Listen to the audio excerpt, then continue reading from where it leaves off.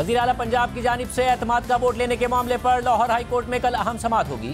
तहरीक इंसाफ ने कल की समाअत के बाद एतमाद का वोट लेने से मुताल्लिक फैसला करने का ऐलान किया है और दावा किया है कि वज़ीर आला परवेज़ इलाही के पास 188 वोट मौजूद हैं, जबकि उन्हें 186 दरकार हैं, यानी ज़्यादा वोट मौजूद हैं।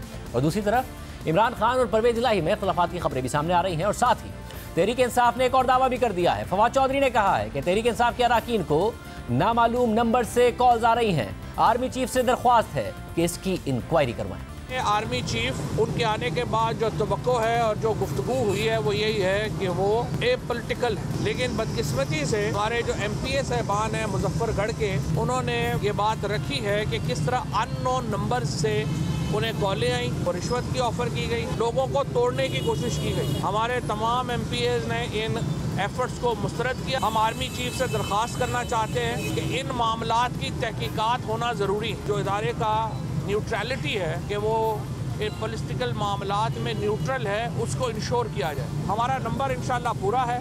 कल का फैसला देख ले अदालत का, उसके बाद हम अपना लाएअमल का कल ऐलान कर देंगे। 188 मेंबरान की अक्सरियत वो हासिल है और इंशाल्लाह जल्द अज जल्द हम असम्बलियाँ तहलील करके पंजाब और खैबर पख्तूनख्वा की हम आगे बढ़ना चाहते हैं। बंदे पूरे होने का दावा नहीं करते, हमने कल दिखा दिया। कल जो 21 बिल पास हुए, अगर नून लीग के पास अक्सरियत होती तो वो बिल पास ना होती।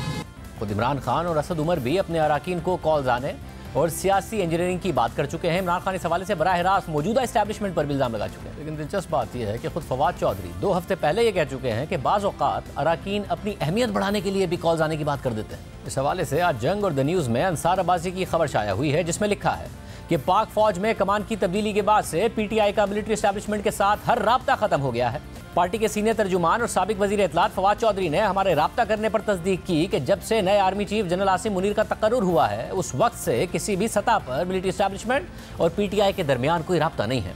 खबर के मुताबिक मिलिट्री एस्टेब्लिशमेंट के ज़राए भी इस बात की तस्दीक और इसरार करते हैं कि गैर सियासी रहने के लिए उनका किसी भी सियासी जमात के किसी भी रहनुमा के साथ कोई राब्ता नहीं है। मौजूदा आर्मी चीफ ने अपनी तवज्जो जहां खालिसतन पेशा वराना मामलात पर मरकूज रखी है, वहीं ISI के जो सीनियर अफसरान माजी में PTI रहनुमाओं के साथ बातचीत करते थे या उनकी फ़ोन कॉल्स वसूल करते थे, वो भी किसी भी तरह की बातचीत के लिए दस्तयाब नहीं है।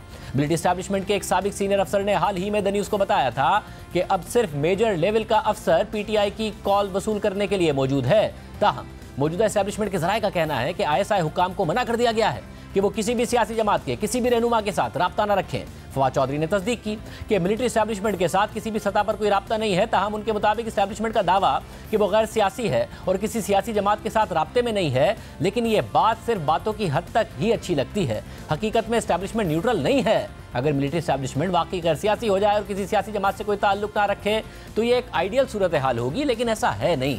उन्होंने कहा कि PTI बेहतर राब्ताकारी के लिए इस्टेब्लिशमेंट के साथ राब्तों की बहाली चाहती है। ऐसे राब्तों की गैर मौजूदगी में दोनों फरीकैन में गलत फहमियाँ पैदा होती हैं। ताहम खबर के मुताबिक इस्टेब्लिशमेंट के ज़राए इसरार करते हैं कि वो गैर सियासी है और PTI के इन दावों में सच्चाई नहीं है कि इस्टेब्लिशमेंट MQM को मुत्तहिद करने, बाप पार्टी के रहनुमाओं को पीपल्स पार्टी में शामिल कराने या फिर पंजाब के अरकान असेंबली पर दबाव डालकर उन्हें परवेज़ इलाही के खिलाफ एतमाद का वोट लेने की तहरीक से दूर रखने के अमल में मुलविस है।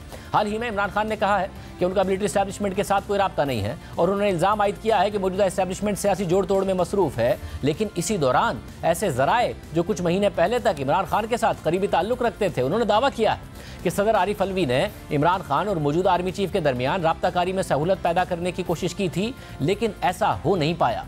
ताहम खबर के मुताबिक आज़ाद ज़राए से इस बात की तस्दीक नहीं हो सकी है। यानी एक तरफ इमरान खान मौजूदा एस्टैब्लिशमेंट पर यह इल्ज़ाम लगा रहे हैं कि वो सियासी जोड़ तोड़ में मुलविस है, वहीं दूसरी तरफ सदर मुमलिकत डॉक्टर आरिफ अलवी के जरिए मौजूदा आर्मी चीफ से मिलने की कोशिश भी की गई और फौज से फौरी इलेक्शन कराने का मुतालबा भी किया है उन्होंने। इन्हीं हालात में एक और अहम खबर भी सामने आई है। जियो न्यूज़ के ज़राए के मुताबिक इमरान खान ने PTI के सीनियर रहनुमाओं के इजलास में हिदायत की है कि पंजाब असेंबली में PTI अरकान परवेज़ इलाही को एतमाद का वोट लेने और असेंबली तहलील करने पर आमादा करें।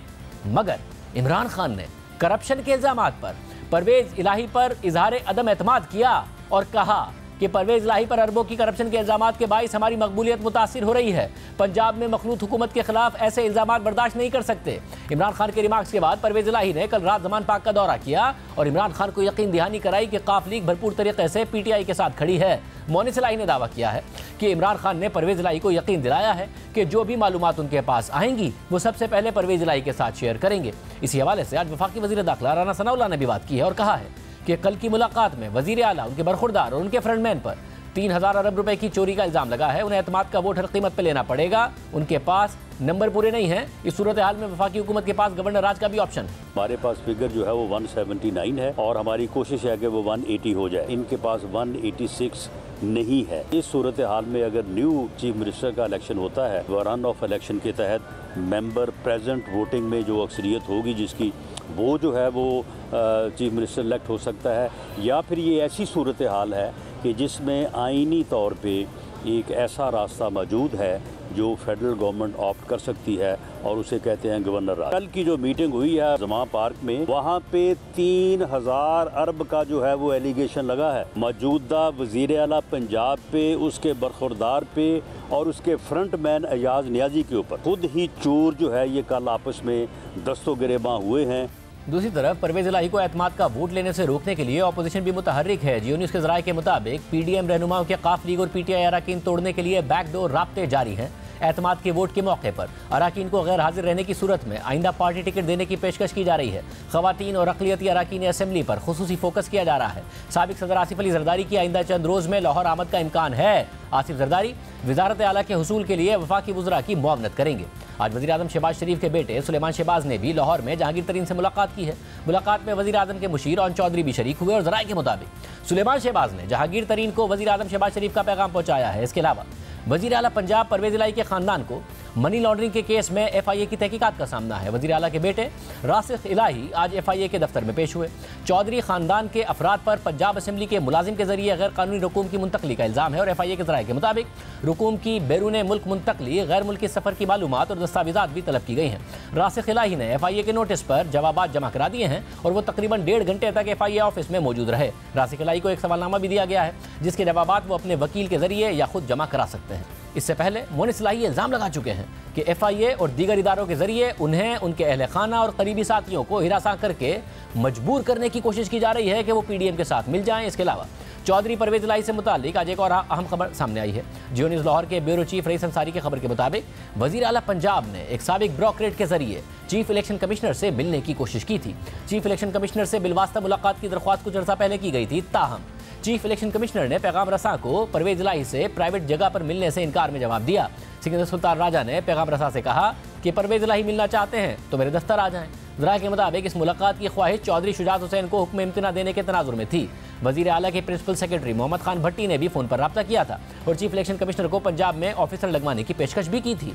चीफ इलेक्शन कमिश्नर ने मोहम्मद खान भट्टी को ऐसी बात करने से मना कर दिया। ज़राए के मुताबिक साबिक ब्रोकरेट ने तस्दीक की है कि परवेज इलाही ने एक काम के लिए चीफ इलेक्शन कमिश्नर को फ़ोन किया था। अब कल लाहौर हाई कोर्ट में आम समात होगी और इससे पहले आज भी पंजाब असम्बली के इजलास में हंगामा आराई होती रही। पहले नून लीगी रहनुमाओं राना सनाउल्लाह और अता तारड़ को असम्बली में दाखिले से रोका गया और असम्बली के दरवाजे पर ही शदीद हंगामा आराई हुई और फिर पंजाब असम्बली से वापसी पर राना सनाउल्लाह की गाड़ी पर जूता फेंका गया जो उनकी गाड़ी की विंडस्क्रीन पर लगा।